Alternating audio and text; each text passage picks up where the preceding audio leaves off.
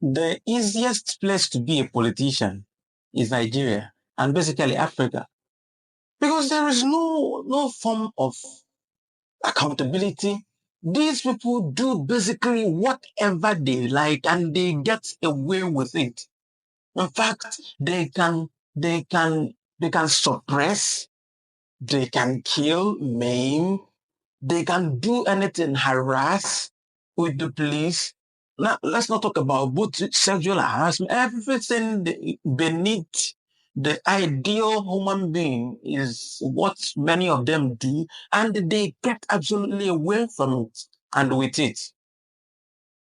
So today we look at our different offices in Nigeria, starting from the presidency down to the least office in Nigeria and what they do. You should know the people you elect. Welcome to Diary of a Broken Man. Remember to subscribe, like, share, and to comment. Now, Nigeria's governance structure is a federal system with 3 tiers: the federal, the state, and the local government, each with distinct public office holders responsible for various duties. So we shall look at an overview of these key public office holders in Nigeria, from the president to the lowest positions, their corresponding duties, and the discussion on demanding accountability while addressing mediocrity and irresponsibility among these offices. Note, that listing every single office holder across all tiers is impractical due to the vast number of positions. Example, 36 state governors, 109 senators, 774 local government chairmen, and so on. So I will basically focus on the main categories and the roles of the major offices in Nigeria. So the key public office holders and their duties. Number 1, President of Nigeria. What are the duties of the President of Nigeria? The President of Nigeria is the head of state. Okay? He is also the head of government and the commander-in-chief of the Nigerian Armed Forces. Responsibilities include enforcing federal laws, appointing ministers and other federal officers, preparing the national budget, conducting foreign policy, and ensuring national security. The president also assents to bills passed by the National Assembly and make them law. Current holder, is now, as we know, Bola Ahmed Tinubu, who is the current or incumbent president of Nigeria, starting from May 2023 up until the moment. The vice president. The vice president's duties include they assist the president and act as the president in the latter's absence or incapacitation. The vice president chairs the National Economic Council and performs delegated duties as assigned by the president. So he is basically under the president or acting through the president or in place of the president when incapacitated or unavailable, or in the case of death where he assumes office. Senate president. Duties. He presides over the Senate, the upper chamber of the National Assembly with 109 senators, oversees legislative proceedings, maintains order, and represents the Senate in official capacities. The Senate approves presidential appointments and the treaties and serve as a check on the executive. Whether they are doing it or not is another thing. This particular one is another arm of APC. The current person is Godswill Akpabio, starting from June 13, 2023. Speaker of the House of Representatives. Duties. He leads the House of Representatives, 360 members, the lower chamber of the National Assembly, manages legislative debates, ensures bills are processed, and presents the House. The House initiates impeachment proceedings and passes appropriation bills. The current holder is Tajuddin Abbas from 13th of June, same time with Godswill Akpabio, the current Senate president. Chief Justice of Nigeria. His duties include heads of the judiciary, presides over the Supreme Court, and ensures the interpretation and upholding of the Constitution, oversees the judicial system's integrity and independence. Uh, Sometimes when you read some of their duties, you cannot but be laughing. You know why you are laughing? Because there is a contrast between what is on ground and what they are doing from what their duties are. Some of them have strayed away from their duties and assumed or arrogated a particular, form of authority to themselves while abandoning their own authority and their own duties. A stark irresponsibility. But that's not our part today. The current holder is Kudirat Kekere Ekun, the one who was appointed by the president back in August 2024, who is serving as substantive confirmation pending at March 2025. When a new person, or maybe she will retain the office. Now she's acting. Ministers, Federal Executive Council. Now, these are appointed by the president. Ministers head federal ministries. Example, Minister of Finance, Minister of Health, Minister of Education, Minister of LCT as Wike, who is making arrogant statements all around, and so on. Their duties include implementation of government policies in their sectors. They advise the president and execute executive directives. So when the president, gives orders or, find something to do within a sector, they are the people to execute what the president plans in a particular sector. Number 7 are the governors. We have 36 states in Nigeria, and we have 36 governors. They are the chief executive officers of their states, responsible for state budgets, implementing state laws, appointing commissioners, and overseeing state development projects. Governors work with state assemblies and local governments. Example, Babajide Sanwo-Olu of Lagos State, Seyi Makinde of Oyo State, Alex Oti of Abia State, and so on. Deputy governors, just like the vice president, they assist governors and assume the governorship, if vacant, often oversee specific state initiatives as delegates. There are 36 vice presidents, 1 per state, beneath the governors. State House of Assembly speakers. Duties. They lead state legislature. A number of members vary from different states, depend on particular states, but they pass state laws, approve budgets, and oversee the governor's actions through legislative oversight. And they can impeach the governor by, if the governor is not doing well, they can initiate the process of impeachment. They can also, act as check and balance on the government and the judiciary in the state, because all of them are checks and balances on each other. Okay. Next one is commissioners, State Executive Council. They are like the ministers, they are appointed. Sorry, there's a mistake there. So like the ministers, these ones are appointed. The state legislators are elected. These ones are appointed by the governor, who is the head of state ministries. Example, there are many ministries: Ministry of Agriculture, Ministry of Health, Commission of Health, Commission of Education, and so on. So these are just like their ministry up. They are in the states functioning. There is Minister of Education, there are Commission of Education in the state. Ministers function for the general Nigeria, commissioners function for particular states. Okay. They implement state policies and report to the governor. So when the governor wants to implement something, they are the people on ground to make sure those ideas, initiatives are carried out to the latter. Okay. Their number may vary from 15 to 25, depending on the state. Local government chairman. Now, Nigeria has 774 local government areas. So then, just like that, they have 774 local government chairmen that manage local budgets, provide basic services. Example, sanitation, primary education, and implementation of federal and state policies at a grassroots level, including, market spares, all those regulations. They pass bylaws, to arrange communities, make sure the communities are clean, markets are well kept, and so on.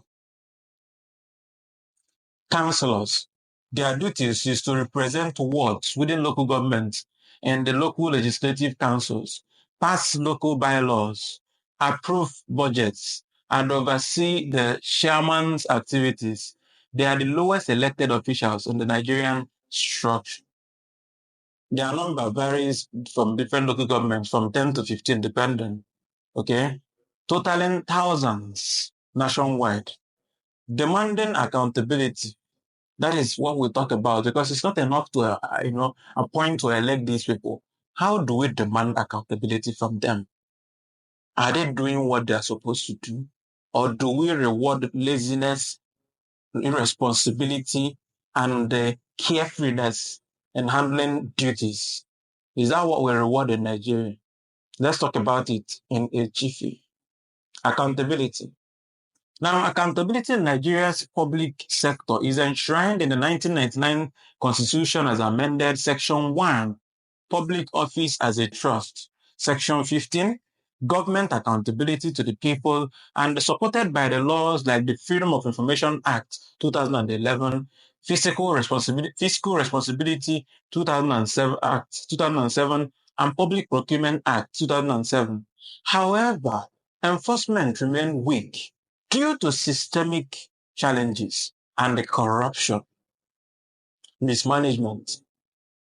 Here is how accountability can be demanded if Nigerians are being serious. Look at how we demand accountability in Nigeria. Citizens engagement, that is number one. Citizens engagement. Citizens can use the Freedom of Information Act, FOI, to request transparency on public spending and performance. Civil society organizations, example, Budget Nigeria, SERAP, and the EIE, that's Enough is Enough, and so on, often lead such efforts, exposing mismanagement.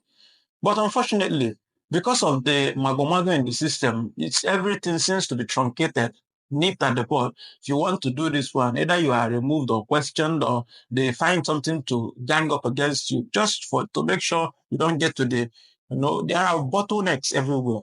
Bottlenecks everywhere. Another one is legislative oversight. The national and the state assemblies have powers to investigate executive. Example, summoning ministers or governors through political alliances, which often hinder this.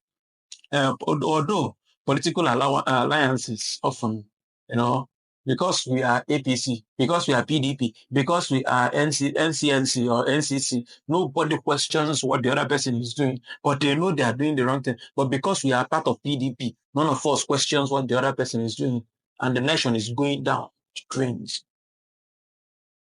Next one is judicial action. Courts can hold officials accountable, as seen in cases like the conviction of former governor Joshua Dariye, 2018. Public integration interest litigation by citizens or NGOs can push the further. Unfortunately, I don't know how we've gotten to the point where people are no longer afraid of the courts. In Sena Climb, people are so afraid of being sued to court. In Nigeria, they will even give you money to sue to the court because somehow, they know nothing will happen. Don't say I said that. Audits. The Auditor General's office audits public accounts, but reports are often delayed or ignored. Public pressure to act on findings can enhance accountability. Does the public know anything about it? If you put it out in the public, the Nigerians would demand for answer and accountability. Election. Voting out underperforming officials is a democratic tool, though vote buying and electoral fraud undermine its effectiveness in Nigeria. Addressing mediocrity and irresponsibility. So mediocrity, like appointing unqualified individuals, my brother, my friend, they appoint people, they are kinsmen, they are kids and kin that they know are either irresponsible or They are not trained enough to handle particular places like the ministries, like the commissions, but they appoint them. It serves now as a reward. It's like a reward system. When you do well for me, especially during the election, I reward you with minister of this or minister of that or commissioner of this, commissioner of that. Don't say I said that. Solutions include merit-based appointments. The federal character principle, meant to ensure ethnic balance, often prioritize mediocrity over competence. Reforms could emphasize qualification alongside representation. Unfortunately, the current APC is so tribalistic and bigoted, and they are ready to attack anybody who tells them the truth or goes against their truth, what they call truth. Once you speak against it, you become the enemy immediately. So reforms could emphasize qualification, and then alongside representation. Another one is performance metrics.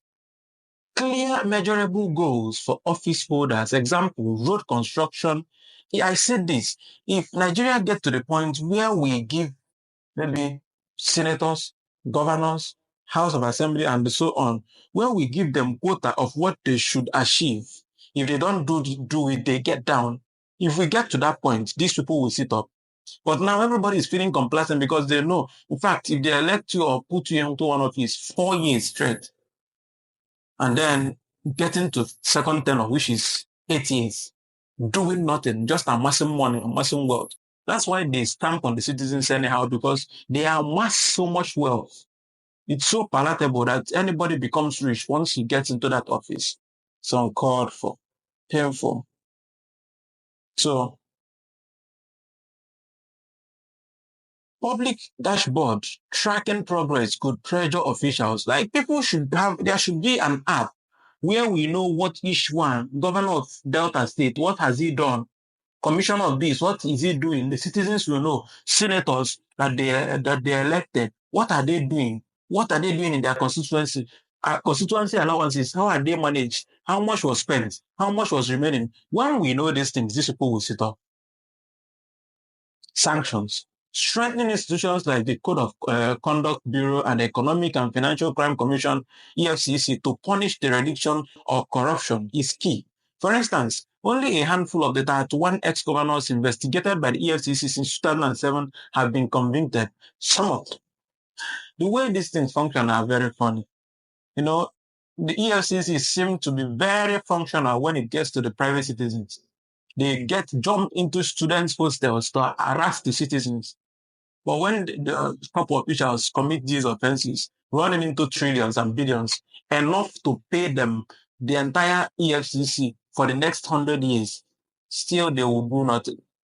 I don't know whether I don't want to point fingers or accusations that maybe money is changing hands, but there is no other explanation to some of these things. Otherwise, why would the EFCC, that should be the fear of politicians, be toothless in Nigeria? Next one is civic education.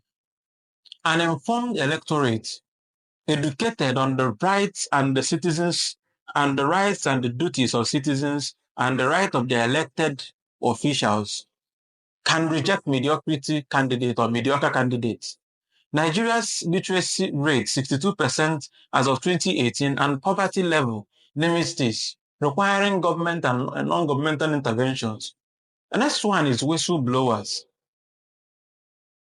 Encouraging report of irresponsibility, example, through the 2016 Whistleblower Act, can deter malfeasance, though follow through on cases remain inconsistent. Challenges and context. Number one is corruption. Transparency International 2024 Corruption Perception Index likely ranks Nigeria low at 144 to 2023, reflecting the entrenched graft across all levels. Next one is patronage. Political appointment often reward royalty over ability, perpetuating mediocrity. Next one is weak institutions. Agencies like EFCC face funding and political interference, reducing the bite. Next one is public apathy. Economic hardship distracts citizens from sustained accountability demands. When people are hungry, they won't demand accountability, and that's the tool the present government is, I think, using. No, they use poverty as a weapon. From the president to the councillor, in conclusion, Nigeria's public office holders wield significant power over national development. Their duties are clear, but accountability mechanisms are underutilized, and mediocrity and irresponsibility persist due to systemic flaws. Strengthening institutions, prioritizing merit, and empowering citizens are critical to ensure these officials serve the public trust effectively. As of March 2026, 2025, Nigeria's governance challenges remain a work in progress, but a collective action can shift the tide. Remember to subscribe, to like, to share, and to comment. And tell us in the comment section what you think we can do to take this, our nation, to the next level. Question these people, demand accountability from politicians and public office holders who think at some point that they are doing Nigerians a favor by doing basic things that every citizen should have. They seem to be rewarding mediocrity. The smallest thing they do, they want to be praised so much for doing what they should do. It's uncalled for. So let me know in the comment section how you think we can take, accountability from these people and demand accountability and go for better governance. I remain the diary of a broken man. And I will see you at the next one. Cheers.